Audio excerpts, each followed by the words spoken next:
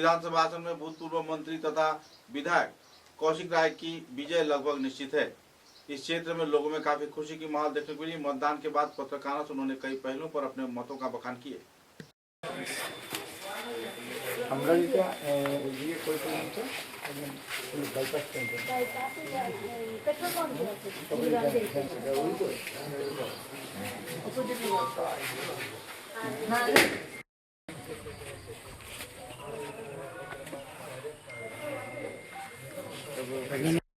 আমার স্ত্রীর সঙ্গে আমি এখানে ভোটদান করেছি, যাতে একটা সবল শক্তিশালী সরকার আমরা প্রতিষ্ঠিত করতে পারি। ডক্টর হিমন্ত বিশ্ব শর্মা মহাশয়ের নেতৃত্বে আবার আসামে যাতে বিজেপি সরকার আসে, সেই লক্ষ্যে আমার ভোটদান করেছি।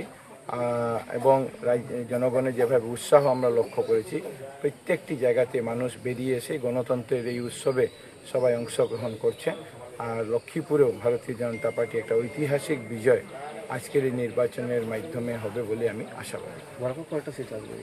10টা সিটে বিজেপি, একটা সিটে বিজেপি, মোট 11টা সিটে এনডিএ প্রার্থীরা এখান থেকে নির্বাচিত হবে। বরাকি ভোটাররা কি আবেদন করবে? সবাইকে অনুরোধ করব, সবাই বেরিয়ে এসে গণতন্ত্রের এই উৎসবে সামিল হন।